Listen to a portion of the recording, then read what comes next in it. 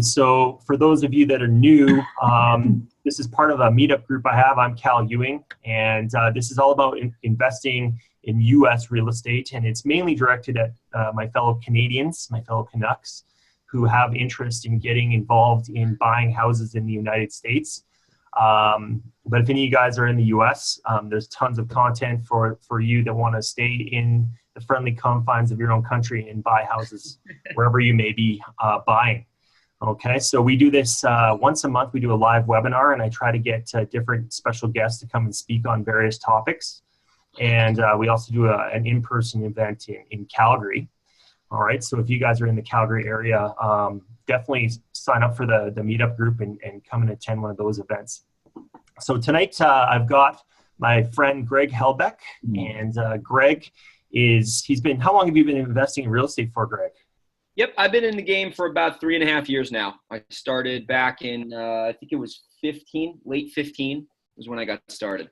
Awesome. Yeah, well, you're not that old. So that's the other cool thing is I'm a bit, I admire you that you started so young and you just jumped in, because it took me about a good 10 years or so to just go from having it as an idea I wanted to pursue to actually doing it. So just an intro, Greg, you've been investing from afar, right? So you started in New York, but you've been investing out of state. And so I wanted to have Greg on because even though he's not Canadian, his challenges investing from really a continent away, they're the same challenges that we face as Canadians, or many of the same challenges that we face investing from far away. So I thought Greg would be a great guest to have on.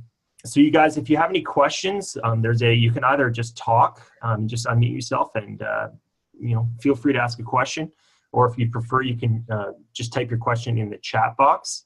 And those of you guys watching on Facebook, I've got my partner Clint here who's on the line. He's going to monitor that. So if you guys have any questions watching on Facebook, he's going to relay them to me.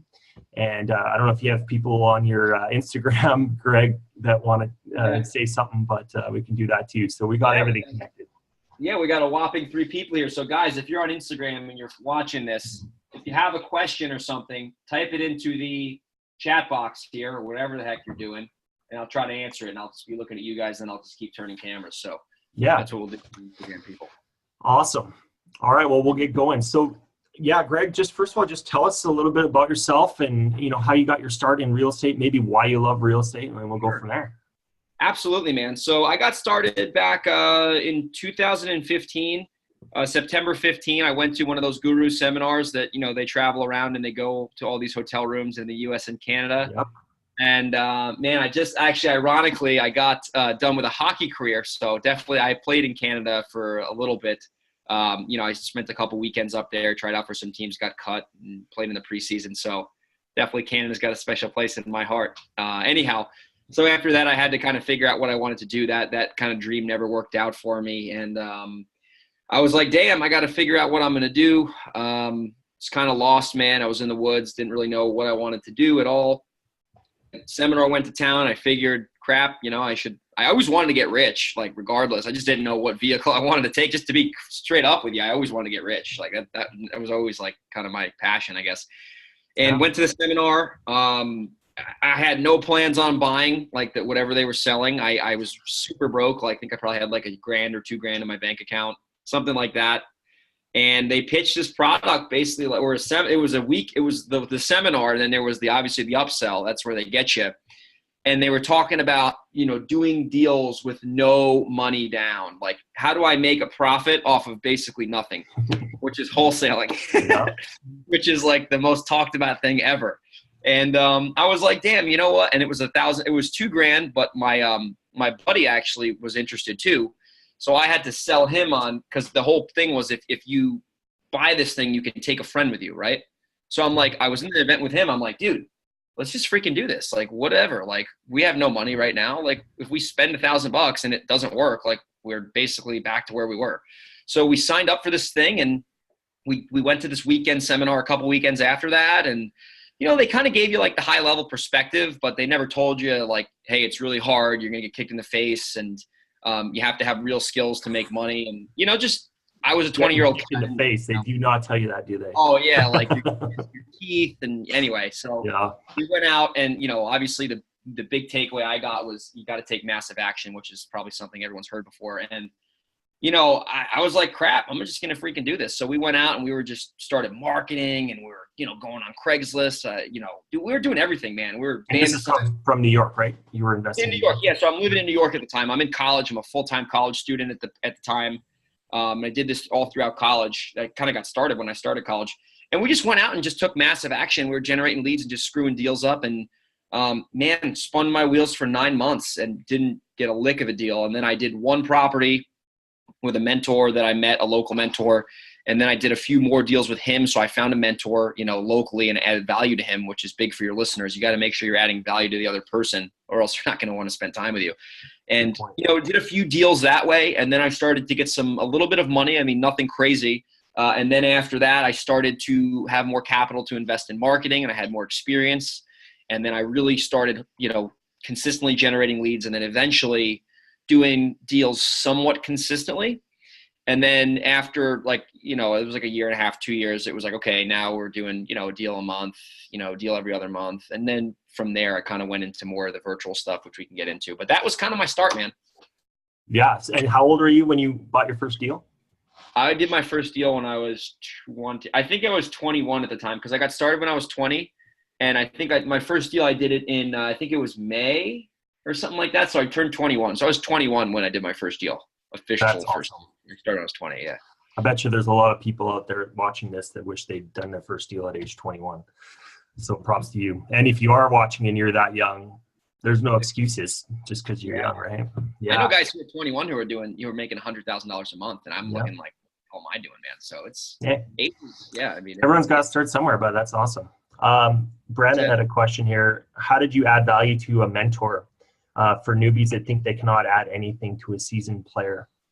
Yeah, go work for somebody. So I worked for two investors, right? And I'm an entrepreneur. I don't like working for other people, but in the beginning, you have to check your ego at the door and have the right mindset. So, you can add value to somebody by finding a problem in their business and filling the gap. So the one guy that the first man, and these mentors now are some of my best friends to this day. And, I have them on my podcast, and we do deals together, and we always find a way to add value to each other. But I worked for him. I was his lead manager for a couple months. And then after we did some deals, I quit because I wanted to be an entrepreneur. And then I did acquisitions for another guy. And then I quit after a couple months because I figured, I'm getting 15% of the profits. I can go wholesale deal and make 100% of the profits. So then I quit, but I did it to get value. And then after I had enough value and I realized okay, I think I know what to do here. I just moved on. I didn't burn bridges or anything. I just, kind of learned, added value, and evolved. So you can work for them if they have a need in their business, for sure. It's a great way, especially if you're brand new, where you can really solve some of their problems they may have. Yeah, I mean, I think that all of us, with a really busy real estate investing business, there's always something that can be done. It might be some of the grunt work like cold calling or something, but I mean, you're going to get huge value from learning how to do that.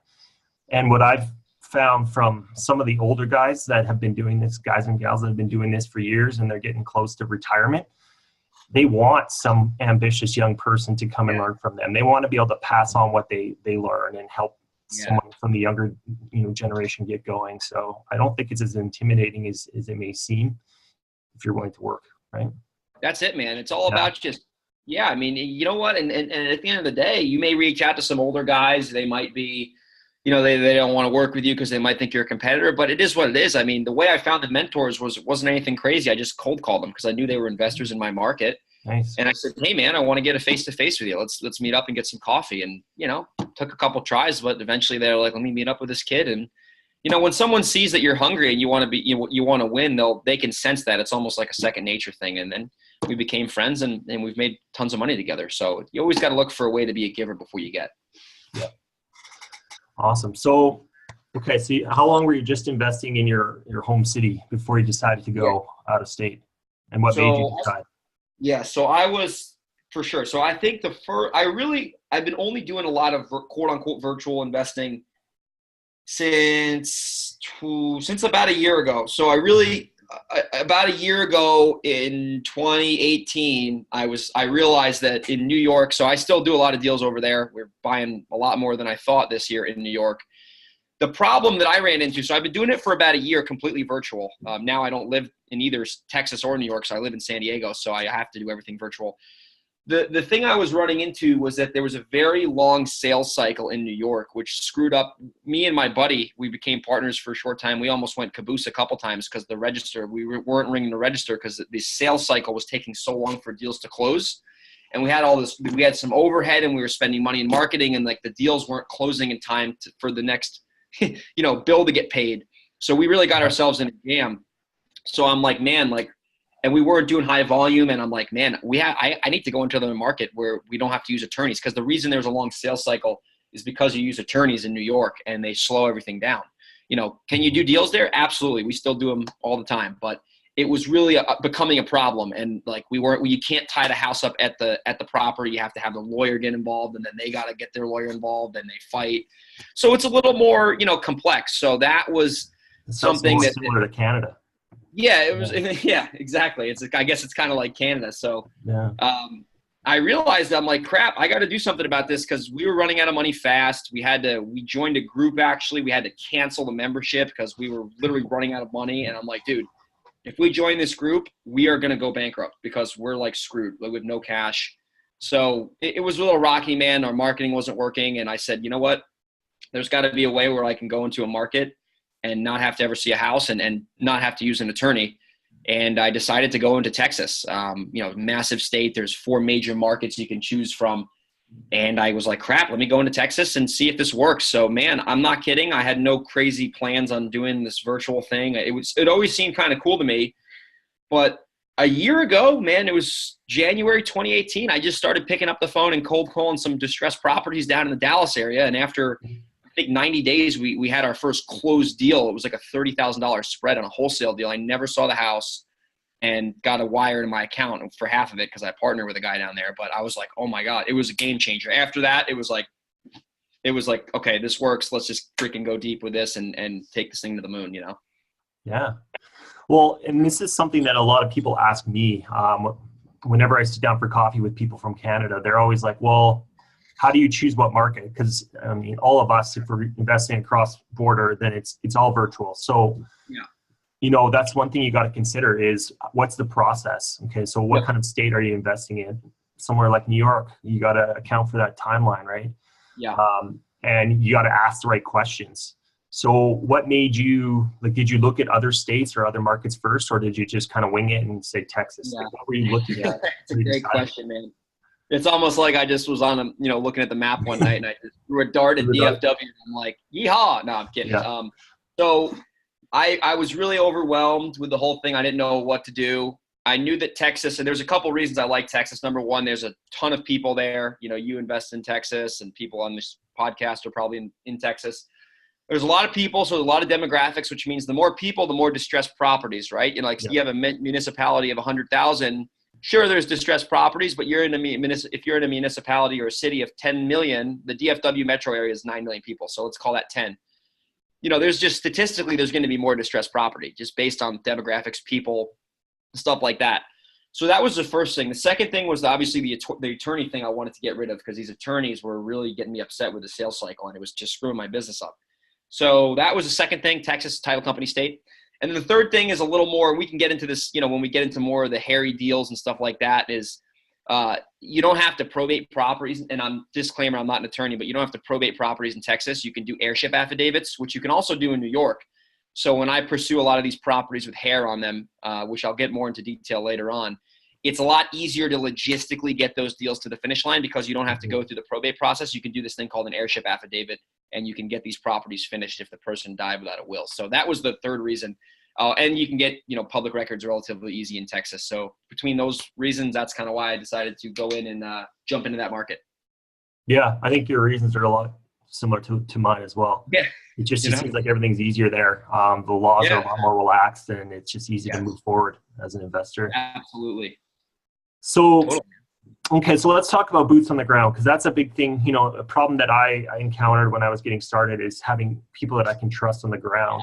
So are you always partnering with someone that is there, or how are you approaching that problem? Yeah. So that was another major problem I had. I was generating these leads and I was like, crap, like, what do I do? Like, I'm comfortable with buying over the telephone, and we still do 90% of this stuff over the phone. But I'm like, well, if I get a property under contract, what the heck am I going to do? Like, I don't know. Like, I was the one, I'm still yeah. Hey, American Airlines, I'm coming. Anyway, so I said, let me get a property under contract and I'll worry about it. So I'm serious. I'm one of those dudes who's like, I'll just do something. And then once we get to the next step, all right, now what do I got to do? Let's be systematic here. So I tied up a property, and my first thought process was like, crap, I got to find another investor to partner with who lives in Dallas, So I'm actually in a group called Investor Fuel, and it happened to be based in Dallas, which was a pretty lucky thing for me, I guess. So I was in Dallas the week before. And I met a cool dude there. He's a real good guy. We kind of hit it off, and he gave me his card. And he's like, hey, man, if you ever want a JV in Dallas, let me know. And I called him the next week, and I was like, dude, I got a property under contract. Do you want to sell it and split the profits? Because I can't go there, and I have no idea what the hell's even going on. And he's like, sure. So it was like a $30,000 deal. And then the next week I got another deal under contract. Actually, he went to the house because the lady wanted to meet me, but I said, I'm not in town this week, unfortunately. So and we made like 18 G's on a wholesale, and within 2 weeks we made that much money together. And he's like, oh my god, like let's do like. And I was like, oh my god, I never saw the house. So it was like a win-win on both sides. So I just JV with one of my buddies down there. I said that's my strategy for exits and dispositions and project management and stuff like that. So the boots on the ground. So are you guys strictly wholesaling, or are you keeping some or flipping some? No, yeah. So we're doing a lot of wholesales. Actually, we were doing a lot of wholesales. But we ran into some properties that were they were kind of, one of them was an unwholesalable deal because there was a squatter in there, and the guy that we were going to wholesale to didn't want to take it with a squatter. So we ended up buying this one, and we made the most money we've ever made on the deal on that house because we bought it. And I was like, oh crap, man, we should start buying more of these, because these aren't very expensive houses. These are in the rundown areas of Dallas. So it's not like we're shelling out $100,000. We're paying 20, 30, 40K, 50, 60K. So it's not like crazy deal, like nothing crazy. So we're closing on some now. We're doing we just got done with like a little mini rehab, roof, windows, toilets, stuff like that. We didn't take the whole thing retail. So yeah, I mean, but combination of, I guess, wholetailing, and I guess little mini rehab thingies. Like I wouldn't say they're full renovations, but that's the strategy. Yeah. Paint and polish, I guess. So I'll just clarify in case some of you guys don't know. So wholesaling is when you're getting a property under contract to purchase, and then a lot of times you're assigning the contract to another investor, and you're marking up the price. So you're making money just by selling that deal to another investor, and then they buy the house, right? So, okay. So we got a question from Peter here. Do you pay all the marketing and then split the deal 50-50 with your boots on the ground? Peter, great question. So the way that I advertise in Dallas does not require a lot of marketing at all. I mean, my marketing in Dallas, we can get into that if you want. I mean, I'm going after properties in Dallas strictly that are they are hard property. It's skip tracing. So I'm basically finding people who are very hard to find, and I'm going after them, and we're using the telephone to advertise to them and text messaging, and we're locking those deals up over the phone. So in terms of the ad spend, we're not spending a lot of marketing money. It's more of my personal time and, people on, some virtual assistants time. So we're not a lot of overhead, minimal overhead. So I'm just splitting once I have a property under contract, I'm calling my boots on the ground, my buddy, and I'm saying, hey, let's make some money. And we just split the deals that way. So, I'm bringing value to him by giving him properties that are tough leads to run down, and I'm running them down and doing all the logistics and hiring the genealogist if we have to, and doing it's a lot of like moving parts. So he's getting value from that, and I'm getting value from him because I never have to go there. I never have to worry about the properties, the buyers list, the people running around. I never have to do anything. I live in California, but I could theoretically be, sailing around the world as long as I have internet access. I'm never physically going to that house to invest in it. So let's back up then, and let's talk about that, since you alluded to that. So can you tell us your process? Because it's really interesting, and I don't know a lot of guys that are necessarily doing what you do. So you're skip tracing, and you're finding deals that what you call have a lot of hair on them. Yes. So just explain that process of, how are you getting your list? And you don't have to share everything if you don't want to, but how are you getting your list, and how are you deciding what to chase? Yeah, no, great question. So when I say deals with hair on them, a lot of the times they are properties that are going to have title issues regardless. So, the more distressed the property is physically, the more lists they're on, the more title issues there's going to be most likely. So, the way that I like to do it is I like to find people who are, everyone talks about, oh, go after this list, go after that list, go after the other list. And I think that I agree with that 100%. But I heard a guy say one time, well, why don't you go after people who are on 2 or 3 lists? Because they're going to be 2 or 3 times more motivated. And I was like, wow, that's a good idea. I should try that. So now So you're what talking I'll like a foreclosure list and a probate or a yes, exactly. tax default. Yes. Or, Yep. So like stacking up the list. So, hey, this person is an absentee owner and they're deceased and they're on the tax default list, right? And the only way you're going to find out if they're deceased is if you skip trace them, which is how I market. So I would find that out. But a lot of the times the way I'm even going to skip trace them is because I see that the property's 35 grand in back taxes. So if I'm like, that's interesting. And they don't live there. So, okay, let's see who owns this. Bam, they're deceased. Now we have someone it's basically a probate deal. The property is got delinquent taxes and the mailing address is in Kentucky and the house is in Texas. Like to me, that's a pretty solid lead because now I know I got 3 things working for me that I can add value to. They probably couldn't sell the house. They didn't know how to sell the house. They don't think they could sell the house because they've never had a will. They don't have the money to pay the taxes. I can't even go to the house because I live in Kentucky. So there's just a plethora of problems that you can solve there. And those are the properties that I'm going after because that's where I can add the most value to people. and this is something that we don't even have in Canada, Greg, is it's very challenging to find lists because a lot of data is not public information here. It's kind of private. Okay. So that's another reason why I love investing in the US is you can get access to all this info. So okay, so because this is the part that I was hung up on is how do you decide, like when you see something like this, I mean, you're running a business, you need to get deals done. So how do you decide if it's worth going for? Do you have like some sort of way of gauging, like, is this worth my time? Because this could be a hairy deal. It's going to take a lot of effort. Like, yeah, for sure.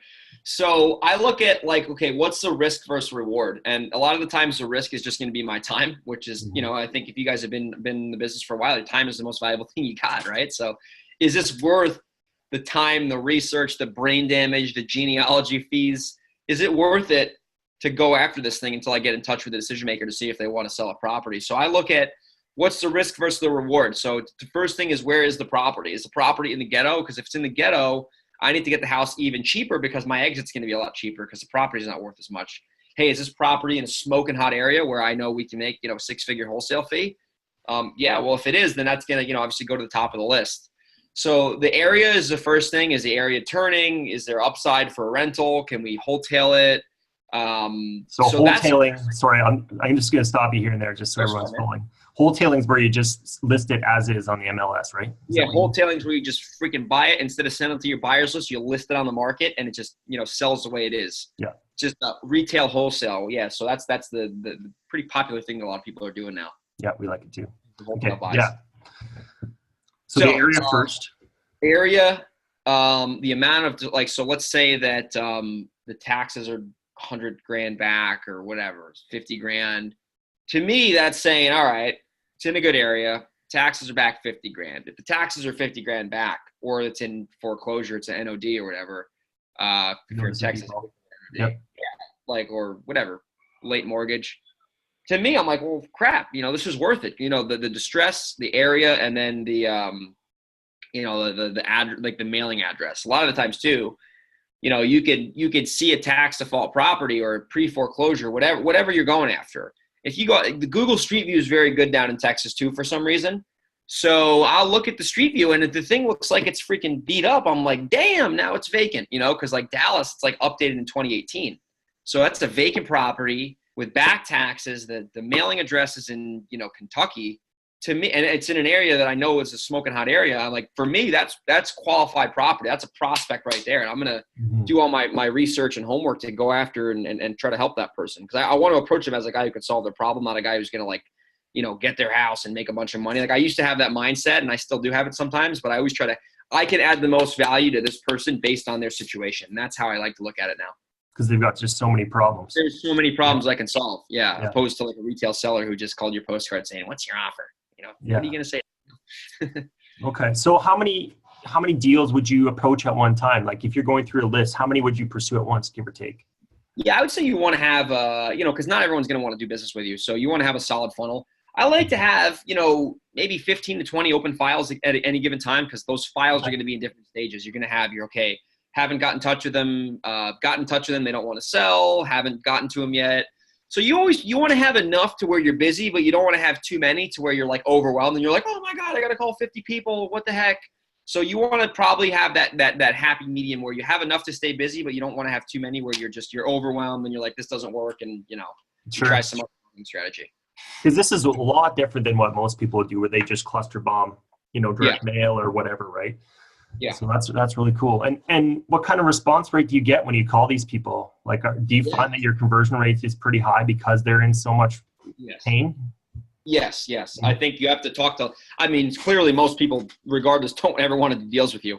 I tried this strategy in another market and I just got my rear end handed to me. So I guess it could depend on the market too, but the more targeted you are, the less people you're going to have to talk to get a contract signed, just based on the statistical probability of them wanting to sell based on the list. So I would say if you get 50 or 60 properties that have some decent distress on them, obviously I don't want to quote you or guarantee anything, but you should get a deal out of that. If as long as you're decent at talking to people and you can sound okay on the phone, if you get 60 distressed properties like that, you should get at least one contract. Hopefully you should. And then at that point, it's going to be up to you and your title, basically your title clearing abilities to get that to the finish line. Because really locking it up is like the beginning. A lot of these properties, locking it up is like, okay, cool. Now what? Now we got to go through this thing and, let's talk about that. So you're looking for these houses. A lot of them have, you say, title issues or airship issues,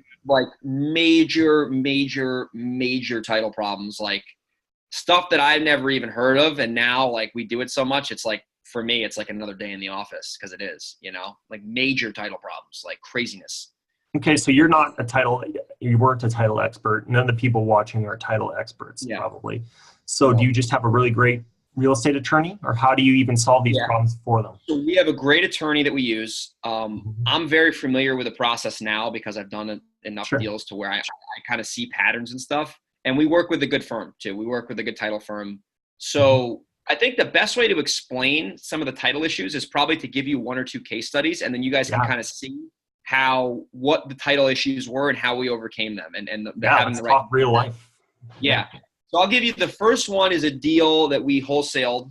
And then the second one I'll talk about was just a deal with a truckload of heirs. And I did not know a property could have this many issues until we did it. So the first one was basically, we locked down a property. It was a relatively easy sale. I called the lady on the phone. This is before I moved. I was literally, making some calls one day. The seller's like, yeah, I'd sell that thing. I didn't think it was even mine anymore. I thought the bank took it. And I was like, well, there still could be a chance you can get some money from this thing. So, if we gave you a price that you were happy with, would you be open to selling? She's like, sure.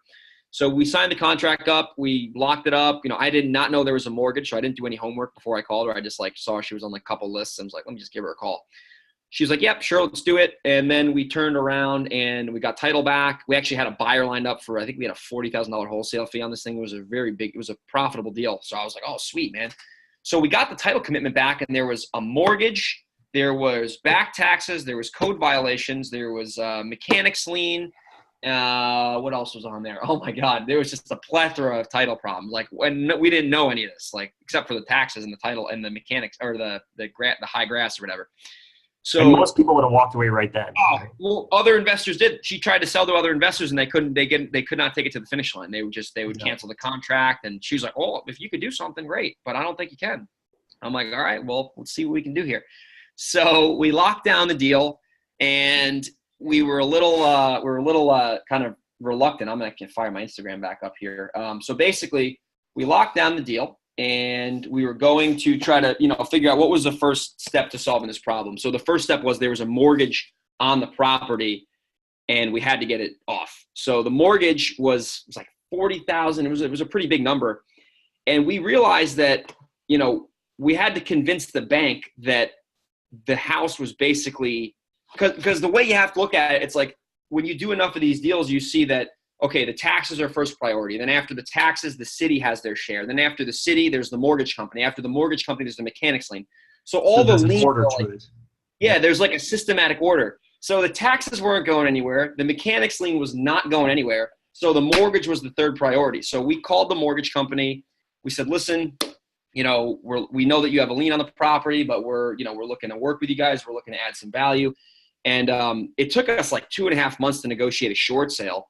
We had to get an appraisal. They had to go there. They had to appraise the property, and they were trying to like haggle with us, and they were trying to get cute in the negotiation. We ended up getting a fair price. I think we got them from $40,000 to like $8,337. We made it the really funky number to make them just think that they were getting a good deal. So they were willing to release their mortgage on that property for $8,000 instead of $40,000. Yes. Okay. Yes, because I called the bank and I said, listen, this thing's going to the tax auction. So you guys are either going to take a loss on this thing, or you're going to get $8,000 that we can write a check to you right now for, because we had the buyer. And they're like, damn, we'll do it. So after that, we had a mechanics lien we had to deal with, and they were in like the fourth position. So I just called them. I said, listen, we're going to offer, it was like $15,000. I'm like, guys, I'll offer you like $3,971.10 to get this thing released. And they're like, okay, cool. Never getting paid. Yeah. So we released the lien. That was obviously, that was done, which was cool. Yeah. And then we, like I said, we cleaned up some more hair and we took that thing down. I mean, instead of making $40,000, we made $20,000. But I mean, so how did you get rid of the city liens and the taxes? The city liens were paid off. They were paid off. The taxes were paid off. The liens were paid off. But so that was factored into your offer. Factored in. Yeah. That was factored in. So and then we had to give the seller some cash under the table, like just secret cash, like just to make it worth their time. So that was it, man. But that was a long process on a property that people couldn't get down because it was a very tedious deal. Like there was a lot of, a lot of people give up when there's a mortgage. Oh, there's no equity. But like, I'm like, no. How do we come up with a way to get this thing to the finish line? How do we come up with a way? And it's all a mindset. So that's the first example. Just you got to be persistent with these deals and take them all the way to the finish line, because you can always go a lot farther than you think. And you gotta, there's definitely something worth it in just being persistent and patient. Because like a lot of the deals we do, we haven't really had to touch anything like that. But I don't even know if we would go that far. I think after talking to you, we would. But yeah, trust me. Off, yeah. Or you wanna. Those are. I mean, that is the best, in my opinion. The best deal. I'm just moving my camera around here. The best deals, I think, are the ones like that, because they're not easy to do. They're hard for a reason. But when you can get those under your belt, even if you do an extra 1 or 2 a year. Or if it's one of your typical deals you're getting off your marketing and you take one of those deals down, that's an extra 30, 40 grand in your bottom line. And that deal didn't cost me any marketing money. It was a cold call, and then it was some time, and the thing is, it builds the experience. Now you're like, okay, I can go do another one and another one. You have the track record. And that's worth more than just whatever you made on that deal. That's worth more than the $20,000 wholesale fee for sure. Yeah. Absolutely. Okay. So tell us about the one with all the errors. Yeah. So that one, geez. This was another property where on the surface, I knew it was a deal. The address was in like Maryland. The name on title, it didn't even make any sense. Like I didn't even know what the name was. Like it looked like gibberish. I thought they were like sorry, someone called me. I thought they were out of the country or something. The tax lien was ginormous. I looked at the picture on Google, and it was, the house was just looked like a bomb went off inside of it. So I figured this is worth it. This is it. This is the one. Yeah. This was the first real property. This is funny. This was like the first real property that I ended up, really getting in, like looking at, because it took so long to do. Long story short, the seller was deceased. The seller had no kids. All the seller's siblings were deceased. So then we hired a genealogist, because I didn't know. I'm like, well, dude, like we're going to have to find it, because someone owns this property. Like somebody owns the property. So we're going to find out who owns it, because I knew the deal, like this is completely worth it. And the experience and the track record alone is totally worth it. Mm-hmm. So someone owned the property. We got a genealogist involved. And what we did was it took like a year. I mean, so turned around, got the genealogist. There were 22 heirs that we had to account for. So we had to sell 22 people, 22. And they all inherited the property. And yeah, it just took time. It took time, and you have to locate people. But like that is where investors are. And I made a post on Instagram yesterday, like the low hanging fruit, like it's over. Like there's not a lot of low hanging fruit here, so you got to go after some of the properties that are tougher. But I mean, when you can do a deal like that, the confidence you get, you're like, damn, 22 heirs. I mean, that's not going to happen every day. I mean, that might happen every couple of years, but it's just being methodical, being systematical, getting to the next step, getting into a jam, getting stuck. Well, what's the next step? What's the next step? What's the next step? And just being patient with it, because, you know, besides the money that comes out of these deals, I mean, it's the track record. And then you carve yourself a little niche in the marketplace these are the only deals you got to go after, and you can make some serious coin. So that was the short story of that long property. Wow. So you've got a genealogist you sometimes work with, and you've got a really good real estate attorney. Yes. So I'm and a title company that really knows knows how to handle title issues. So yeah, that's the big thing too. Yeah. And the thing with the title company is, let me answer this guy's question real quick. Genealogist. Yeah, man. D Graham, it really depends on the deal you're doing. Like the ones that we go after, they're tough. So we will get the genealogist involved if the owner is not alive or something. We'll just get the if we can't find the heirs. But if we can find the heirs, then we'll just call them. Anyway, yeah, the more you can give the title company, the better. The easier it is for them. So what I like to do is I'll just like draw on a piece of paper, like, okay, seller, heirs, okay, heirs, kids, this is them. So you kind of make like a flow chart out of it, and you can give it to the title company so they know who to make the title policy out to. So the more information you can give the title company, the better the chances are that deal closing smoothly are. Okay. See, and you're doing all of that remotely. All You've got a boots on the ground guy, but he's not really handling the hair. No. He's just checking out the properties. Unless the hair requires physical presence, which like an appraisal or something. But most of the stuff is I'm doing all of this remotely, and these are title problems. So I'm just trying to, And you're not spending a lot in marketing. So you're spending money in skip tracing, vinyl lists here and there. Yeah. Okay. That is really cool. We are spending marketing money on the mail side up in New York. Yeah. But for the skip deals, no, not much marketing money. Man, that's cool. So there you go. I mean, it doesn't really matter where you are. You've got a process, and you don't necessarily need a lot of money to market. I know there's guys out there, I know you know them too, Greg, that are spending like, $50,000, $100,000 a month. I know. Crazy. I know. But there's more than one way to do it. So Totally. Yeah. It's all about doing there's nothing wrong with that strategy. But then you're over it. It all depends on what you want. You got to begin with the end in mind. I mean, for me, I like deal making. I like wheeling and dealing. I like being in the weeds. I like this stuff. Like, to me, it's not work. It's fun. So I like kind of being in the action. I'd rather have a leaner, meaner operation right now, because really I want to pivot more into commercial properties. But, this is fun to me. It's like I'm solving a puzzle all day, and the overhead's relatively low, and we're doing deals, and we're growing and learning, right? We just keep evolving, and I want to just keep getting better and keep pushing myself. Yeah. And I'm guessing just because of your age, like you got started really young, so you didn't know what any of this crap was. Right? I didn't really start doing this stuff until it really didn't start clicking until like a year ago. Like I would do deals and stuff, but once, and even with the skip trace, I got into the skip trace, and it took me from like July to like March of no money getting made in skip tracing, because I had to carve out my niche. I didn't really understand it that well. So I went, what's that, July to March? That's a pretty long time with no conversions on skip tracing. It was just nothing. We had deals that had title issues and we couldn't close them, and didn't have the experience. So I went a long time doing a strategy where it was not working, and it was tough. It's nothing good is going to happen overnight like that. It's going to take some time, and you have to, get good at it. It's like a skill. It's a craft. It's like learning how to, be a chef or ride a bike or something. It takes practice. You're not just going to wake up and start doing deals with 22 people. It's a process, and you got to have the right mindset going into it. Sure. So, and that's the thing is I talk to a lot of people that are from Canada that, they're scared to invest in the States because they don't understand it, and it is scary and daunting, but I mean, that's no different than what you're doing. You have to go in and figure it out. And like, you got to go in and just jump in the pool. Yeah. You got to jump in there, man. You're not going to, you have to look at it like, okay, well, why, like the thing with me, and this is why, like, I think the real estate stuff is super important, but it's really about the mindset. Like, if you're coming up with all these reasons on why you can't do it, then why, like, that's just a red flag to me to begin with. Because if you're saying something like that, that's telling me like, okay, this person's trying to come up with reasons why they can't do it. Well, when they get kicked in the teeth, which happens to you, happens to me, it happens to anyone, you got to know how to, like, it's going to happen. You're going to get beat up. So, I mean, you have to have the right mindset going into this, and it's not going to be easy, but the harder it is, the harder the deal is to close. Number one, the more fulfilling it's going to feel when you close it. And number two, you're probably going to make more money because other investors aren't going to be able to get those properties. Yeah.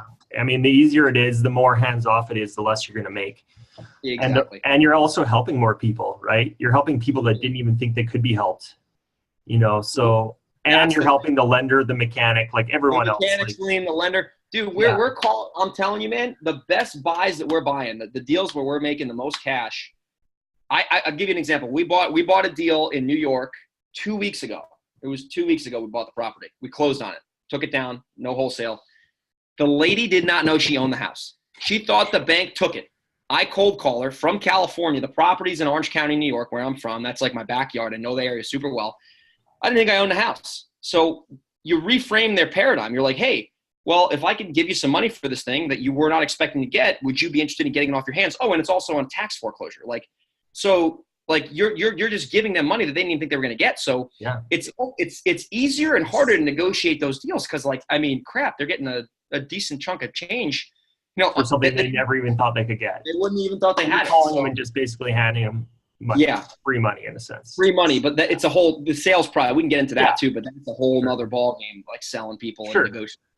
So man, this is way different than trying to convince someone that wants to sell at retail value or above retail. I mean, that's a different conversation than someone in this. Oh yeah, it's a whole different sale, man, and that's not easy either, man. We have some turkeys where we're trying to buy them and they don't want to sell, but man, it's, as you can tell, you can hear. I love this stuff. This has not worked to me. That's why we're here.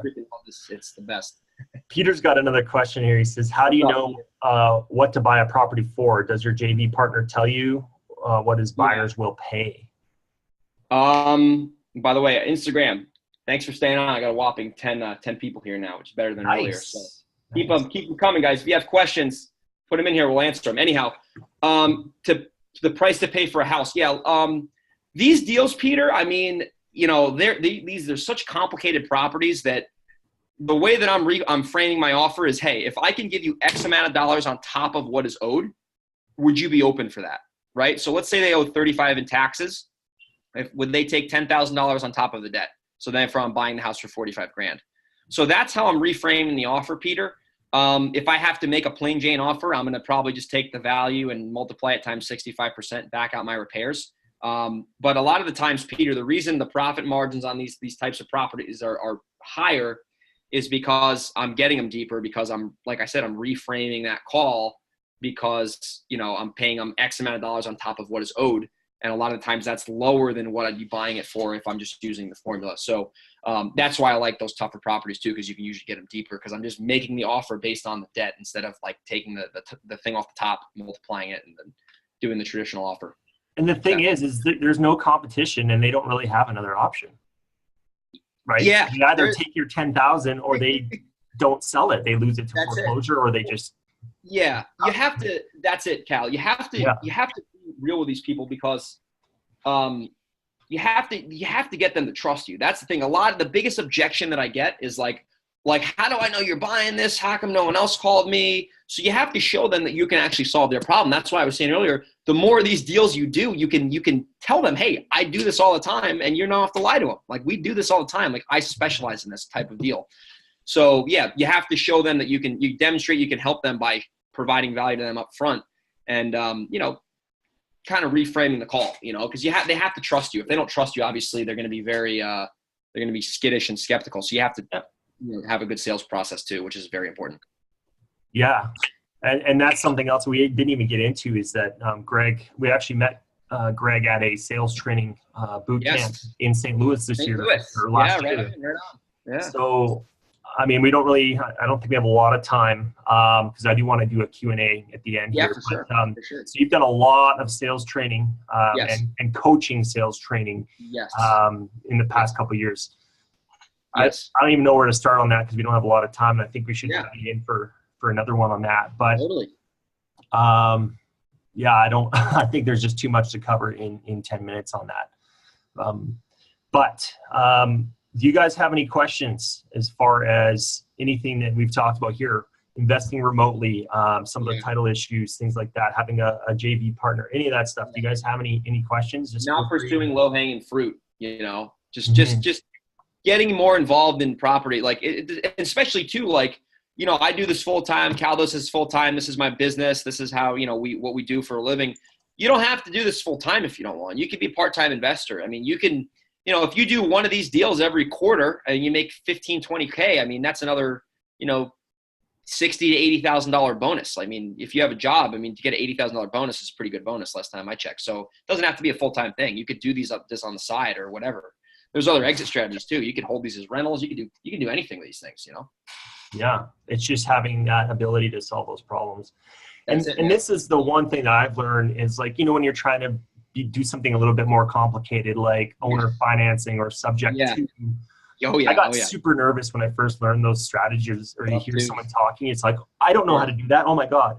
But literally it's all about your team. So if you have the right attorney that does these every day, day in and day out, you just let them handle it. If you have a title company that's willing to handle these kind of issues for you, you don't have to be the expert. You just do what they tell you.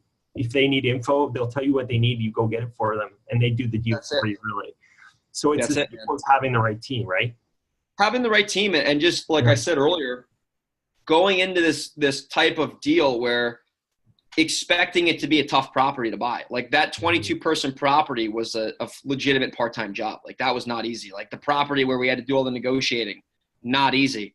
So having the right expectations going in, and then knowing that, most people are not going to want to do this type of stuff because it's very it's time intensive. It's draining. I mean, having the right mindset going into this stuff is like the number one thing. And then having the team, like Cal said, because, I'm not giving legal advice. I'm not telling the seller, this is the legal jargon. I'm not an attorney. So having the right team and just having a systematic approach to all this stuff. Yeah. Peter, you're crushing it with the good questions tonight. You're man. Who else do you have on your team, Greg, besides, do you have a VA, or who do you have on your team? Yeah, so I'm primarily a one-man show. I do have a VA I'll use from time to time, but my JV partner, he's obviously not an employee, he's a principal, but I mean, I consider him part of my team. In New York, I partner with another guy on some mailing campaigns. He's on my team. So I don't have a big operation. I don't have salespeople. I don't have lead managers. Nothing wrong with that model. I'm a lean and mean guy right now. I don't want to have a lot of overhead. I want to keep the P&L, very profitable, not as much expenses. So right now, me, a VA from time to time, and then other people in markets that I partner with. So that's my team for now. When do you recommend getting an LLC? That's a great question. So I got an LLC after, I think, a year and a half, because the first year and a half, it was mostly just stuff in my personal name, little small assignment fees, stuff like that. I got the LLC, I think, the first full calendar year. I'm not an attorney, but I mean, I would say when you have enough deals and experience, you want to do this more, either full-time or a lot more part-time than you were doing, maybe then it makes sense to get an LLC. Or if you're going to take down properties and renovate them, I would say probably get an LLC just for, liability reasons. But if you're going to wholesale, you probably don't need to get that right away. That's just my opinion. What about you, Cal? What do you think about that? Well, first of all, if you're Canadian, don't get an LLC. We had a cross-border accountant on, so I don't have an LLC, but an entity in general. I think if you're serious about this business and you're planning on doing more than one property, a year or two, I think it's good to have. It's really not that costly, and it can really, keep your taxes lower, and liability. I mean, it's a very litigious society out there. So, I'd say sooner or later. Some people say don't waste the money right up front, but if you're serious about doing it and you're going to do it, then I'd say get it pretty soon. Yeah, it's just you just form the company and get a bank account. It's like, I think when I got started, I just was so concentrated on marketing, I just never got one. But I mean, guys, it's like a couple phone calls, you get some documentation, and you get a bank account, and then wham bam, you got an LLC, and then you got to make sure the LLC is making money. That's the most important thing. Well, that's the thing, and I think what you said, getting the contract and then worrying about the deal. I mean, you almost have to have that approach, because it's so easy to be like, I can't start my entity set up, or just freaking go. If you get properties, you'll make something happen, and you may even lose the deal, but you'll learn something. So absolutely. All right, I'll see you guys later. I'm going to keep on this call, but I'm hopping off Instagram. Peace. All right. Cool. Anyway, I think go ahead. So the LLC, I mean, like I said, it just, once you have a couple deals, you can get it. But in the beginning, I would personally be more concentrated on getting the buy before getting the LLC. That's just my opinion. Yeah, I think people put too much emphasis on that instead of just going out there and doing it. 100%. So I have one question here, Greg. When do you decide that you need to walk away? Because I could see some of this just going on for friggin' ever and taking up all your time. So do you have a point where you're like, you know what, this one's just too much? Yeah, totally, man. I look at the upside versus the downside, and I just make the decision. I'm a little bit more kind of aggressive with that now, like kick the file. I just call it kick. I just type in the notes, kick the file, done. So if the person's really hard to get a hold of, and I know like it's going to be a shot in the dark to get the title work done, or the area is just like a crummy area. And it also depends on how busy I am with my other properties. Mm-hmm. So it's kind of a combination of that. Is the person really hard to get a hold of? Do I have a lot of other deals going on? And is it in a crummy area?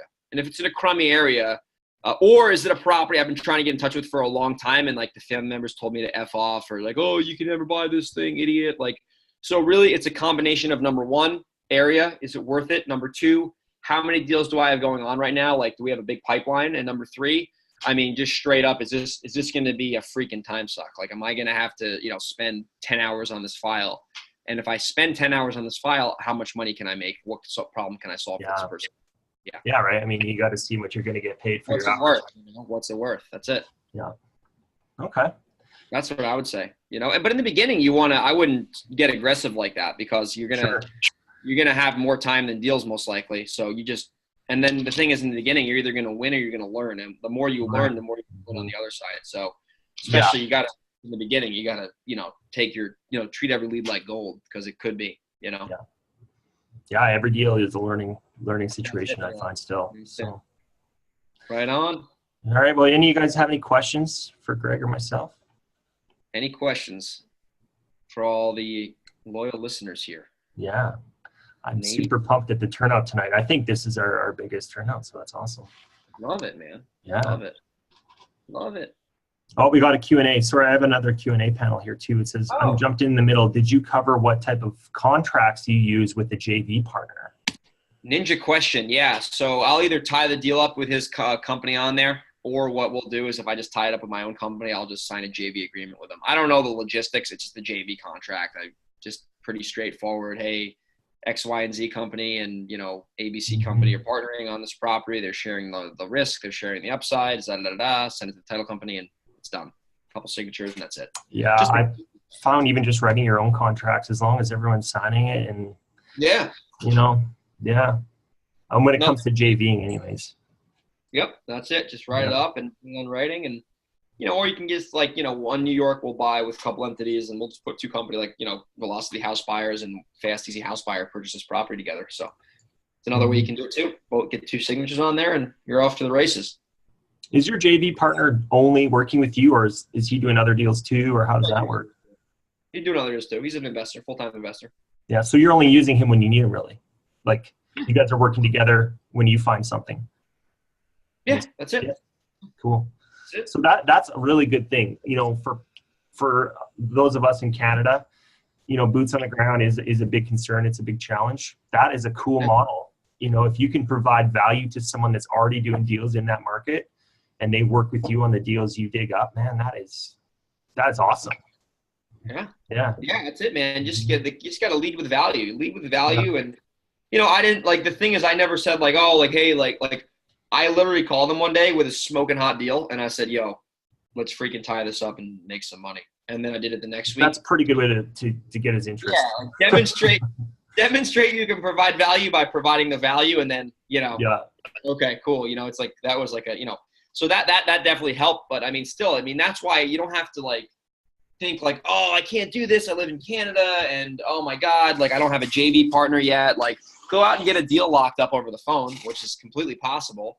And then once the deal's locked up over the phone, call an investor up and say, hey, I got this deal locked up over the phone. Let's partner up. And then they're going to be like, damn, this freaking dude's got a deal. Let's do it. And then the value's there. So don't say you can't do it because you don't have a JV partner, because I didn't have a JV partner until I had a deal, And this day and age with bigger pockets and Facebook investing groups and all that stuff, it's so easy to find people that are doing it. Podcasts even. Go on, get a podcast and find an investing podcast and call that guy. It's just so easy to find. It's amazing. Yeah, reach out. That's it. Yeah. People, the thing is, if it's a deal, the money will come to you, or the partner will come to you. If you're locking up stinkers over the phone, just make sure you got a good deal first. And if you don't know what the deal is, you can call someone and say, hey, this is the property, is this a good number? Do I need to get it lower? Am I overpaying for it? And just don't be afraid to ask questions. Yeah. No, that's what you got to do. That's it. It's so easy. Well, yeah. Yeah. It takes a little bit of, it's not easy. I mean, dude, there's No, still days where it I'm is work, at but my it's, desk and, man, when you win and you get a deal, it's the oh best man, thing ever, right? I'm telling you, that first virtual Mhm. deal was like, it was like a flashbulb went off, and I was like, oh my god, like I didn't think it could work. I honestly, dude, I had no idea it would work until like I got the wire to my bank account, and I was like, oh my god, like this actually works. Like it's almost like I had this like limiting belief in my head, and I was like, Mhm. oh man, like you can't do this out of state, like because you like if you think about the logistics of buying a property and reselling it, like there's so many steps, Yeah. but like kind of keep going one after the other. It's like, all right, this isn't as bad as I thought, like because it all kind of moves a lot faster than you Yeah. think. And Yeah, even man. like, it's just all your mentality, like the no but money down concept. I remember people just be like, no money down. What are you talking about? Oh my God, like that's impossible. But like, really, I mean, most of what we do is no money down, No money and down, then man. eventually you get to No money that down. point where you got to get to that, right? And it's not that Yeah, hard. It's just a mindset shift and obviously that's learning. it. So, yeah. That's it. And just the key is if like the no money, I think the no money down is like a very catchy phrase because it's Yeah, a it is. good marketing bait. Like no, it's true too. It's not like it's false. It's true. But Yeah. like no money down to people seems like a scam. But if Yeah. you break down the logistics of a no money down deal, it's like, yeah, tie up a property for $500 earnest money, which is essentially nothing, and Yeah. flip the paperwork. Yeah, you spent $500 to make what 10 grand. Yeah. That's a no money down deal, or you get private funds. I just bought a deal 2 weeks ago. Like the other guy funded the deal. I didn't do. I owned a Yeah. property. He funded it. I No never, money down. no money down. Yeah. you know. Yeah. It's So just a mindset shift. Oh, we got a question for Cal. Okay, cool.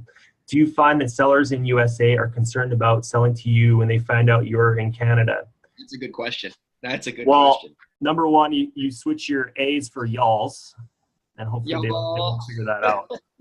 You know what? I used to be really scared or nervous about letting people know that I was in Canada. And I guess to some extent, I'm a little bit hesitant, but I find that once we get talking and it builds a little bit of rapport, I usually let people know that, you know what, I'm not in the city. I live in Canada. And then I usually just say, I've got a partner that's in the city. They're going to come and he's going to come and talk to you. And we just go from there.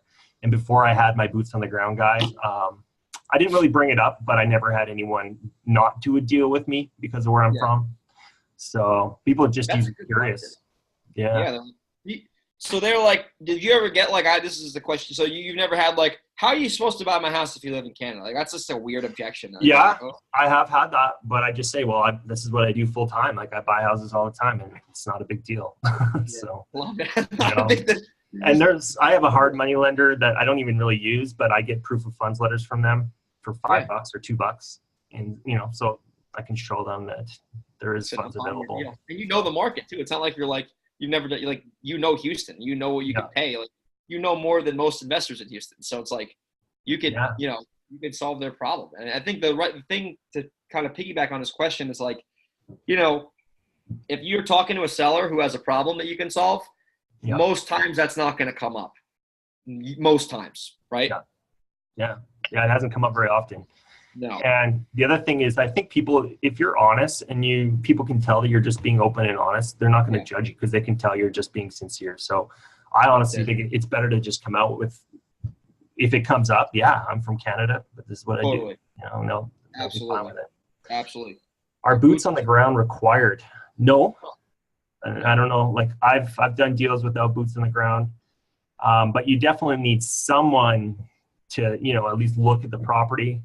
Even if the seller is giving you photos or videos. If you're wholesaling, it's less required, I think. But you need some kind of eyes on the property, right, Greg? Like you need something. Yeah, you want something. I mean, maybe, like, could I do these deals theoretically in Dallas by myself? Yes, I could, but it would add a lot more complexity and a lot more brain damage. And, it just, I think if you're going to do, and it depends on if you want to do a few a year, you could scrap, but I want to do this every month. So, I mean, it's going to make your life a lot easier, Jeremy. And man, you could get partners or you can hire people, but I'd rather just work with a partner in the beginning. Like trust me, man, if you can get a property tied up over the phone, right? Or you have a motivated seller and they're ready to sign, but they want to see you in person. find an investor and give them a shot. I mean, just do some research. Make sure you're not working with someone who's got a bad reputation. But man, 9 out of 10 investors will be more than happy to make some money with someone, because if it wasn't for you, they're not getting that deal, you know? So you really, man, I'm telling you, focus on the buy first. And when you get the buy, the investor's going to see it's worth spending time with you, because every time you hang out or whatever, you make money together. So yeah, man, definitely not required, but makes life a hell of a lot easier if you're going to be doing stuff in other markets. And what I've done too is, like, it depends on what your model is, right? But if you're going to be fixing and flipping or something like that, or selling on the MLS, like wholesale, a realtor, like if you find a good realtor, I mean, they want your listings, right? So, and they know the area, they should, right? So they can be your boots on the ground and go and check the house out, send you photos. A handyman or a contractor that you're going to be doing business with anyways, they'll come in and look at the property for you.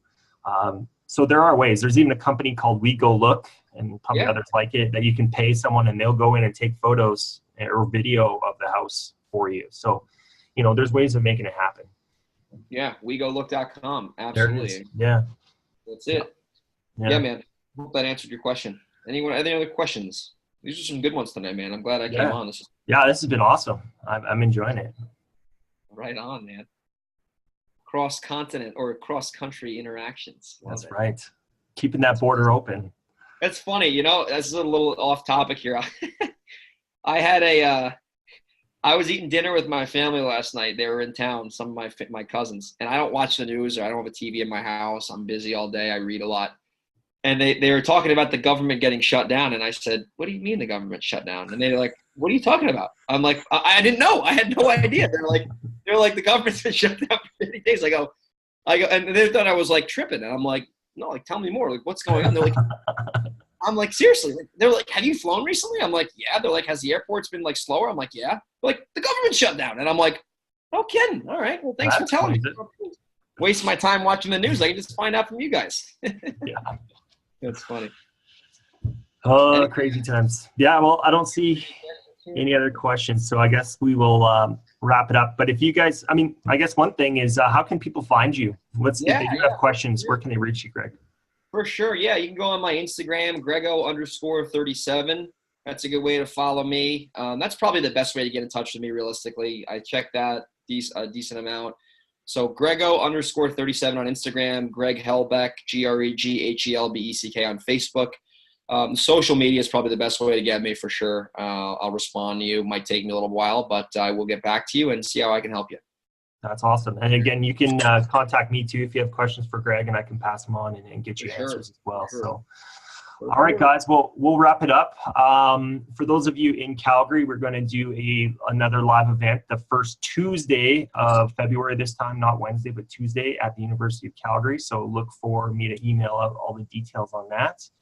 And then, we're going to do another webinar similar to this next month in mid-February. So if you guys aren't in the city, stay tuned for that. We'd love to have you come on, and we're going to talk more real estate, man. This is what we love. So that's right. Greg, man, I appreciate it. This has been so good.